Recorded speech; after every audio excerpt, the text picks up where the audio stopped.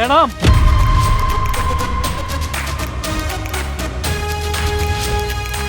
কি হলো? আপনি আমাকে ডাকাডাকি করছেন কেন? জি ম্যাডাম, এই যে আপনার ব্যাগ থেকে টাকাটি পড়ছে। নেন। এগুলো তো আমারই টাকা। এতগুলো টাকা পেয়েও আপনি আমাকে ফেরত দিলেন? ম্যাডাম কি করবো কোন, এতগুলা টাকা রাস্তার মধ্যে ফেলায় চলে যাইতেছেন, আমি দেখলাম, যার জন্য আপনাকে আবার ফেরত দিতে আসলাম। আপনি খুব সৎ মানুষ। আপনি একটা কাজ করুন, এই টাকাগুলো আপনি রাখুন। আরে ম্যাডাম, আপনি কি বলতেছেন? আপনি আমার একে তো সৎ বলতেছেন, আবার আমার টাকাও দিতেছেন। না না ম্যাডাম, টাকা দেওয়ান লাগবো না, আমি আমার কর্তব্যটাই করলাম। আচ্ছা ঠিক আছে, আপনি যান, আমি আসি।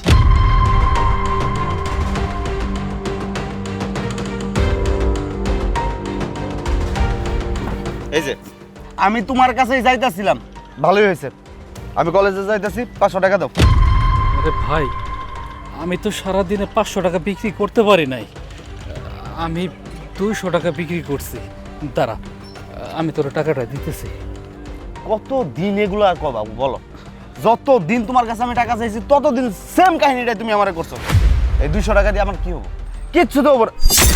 আরে আমি তো ভুলেই গেছি, আজকে তো আমার জন্মদিন। এই তুমি সকালবেলা বাড়ি ভাড়া দেওয়ার জন্য 3000 টাকা রাখছো না? দাও এখান থেকে 2000 টাকা দাও। আরে ভাই, তুই এটা কি কইতেছিস? তুই খুব ভালো করেই জানোস, যদি আজকে বাড়ি ভাড়াটা না দিতে পারি, তাহলে বাড়িওয়ালা আম করে রাস্তায় নামাই দিব, আমাদের রাস্তায় থাকতে হইব। দেখ ভাই, এই টাকাটা আমি তোরে দিতে পারবো না। তুমি কি পাগল হইছো? হ্যাঁ, আজকে আমার জন্মদিন, যদি বন্ধুদের সামনে পার্টি নাই দিতে পারি তাহলে তারা কি মনে করবো? মনে করবো আমি গরিব ছোট লোক। শোনো, বাবা মা যখন মারা যায় না, তখন তুমি বলেছিলে আমাকে দেখে শুনে রাখবে, আমার সমস্ত আবদার পূরণ করবে। আর আজকে কি করছো তুমি? সামান্য কিছু টাকা দিতে পারতেছো না। শুনো, একটা কথা বলি, তাদের কাছে ছোট করা যদি তোমার কাজ হয়, আর তোমার সাথে আমার কোনো সম্পর্কই থাকবে না। ঠিক আছে, আর কিছু বলন লাগবো না, টাকাটা আমি দিতেছি।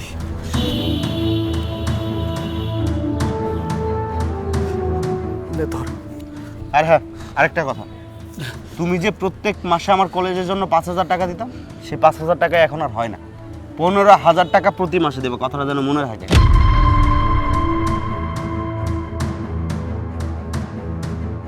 কি পার্টি করবেন নাকি?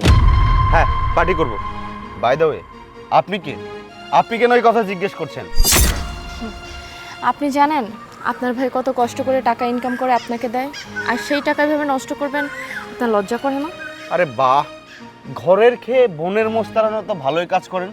শুনেন, আমি আমার ভাইয়ের কাছ থেকে টাকা নিব না কি করব, সেটা কি আপনার কাছে কৈফিয়ত দিতে হবে?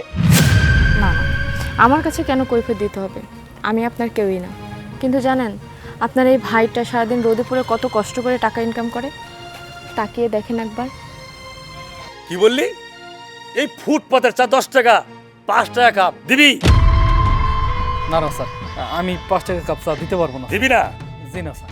হারামজাদা, দিবি না? না দে, চা দে, দে, দিতেছি। দে। দেখছেন, একটা কাপ চা বিক্রি করার জন্য আপনার ভাইকে কত কষ্ট করতে হয়, মানুষের মার খেতে হয়, গালিমন্দ সহ্য করতে হয়, আর আপনি সেই কষ্টের টাকা নিয়ে পার্টি করতেছেন। ধিক্কার জানাই আপনাকে আমি। চাটা খুব মজা হয়েছে। স্যার, স্যার আমার টাকা। ও স্যার, স্যার, স্যার আমার ঠকা যায় না স্যার, স্যার আমার টাকাটা দিয়ে যান। ও স্যার। ভাইয়া, ভাইয়া আমার ভুল হয়ে গেছে, আমারে মাফ করে দাও। আরে যে এই নাও তোমার টাকা। ভাই, আমি এতদিন তোমার উপরে অনেক অন্যায় করছি। অসুস্থ শরীর নিয়ে তুমি কত কষ্ট করে চা বিক্রি করে টাকা উপার্জন করো, আর আমি গায়ে হাওয়া লাগায় ঘুরি। এক কাপ চা বিক্রি করতে তুমি কতটা কষ্ট করো সেটা আমি জানতাম না। আজকে যখন নিজের চোখে দেখলাম, নিজের খুব অপরাধী মনে হইতেছে। ভাই, ভাই তুমি আমার মাফ করে দাও ভাই, আমি আর কোনোদিন এমন করবো না। ভাই, আমি তোমার কথা দিতেছি, আজকের পর থেকে তোমার আর চা বেচতে হইব না। আমি পড়াশোনার পাশাপাশি চা বেচবো, তুমি ঘরে বসে দেখবা। থাম ভাই থাম, শোন, তুই কেন চা বিক্রি করবি? তোর লেখাপড়ার খরচ সব আমি চালামো, কোনো সমস্যা নাই। তুই যে তোর ভুলটা বুঝতে পারছিস, এটাই অনেক কিছু। যা ভাই, যা। চলো এখন আর তোমার চা ব্যস্ত হইব না, বাড়িতে চলো। ঠিক আছে চল।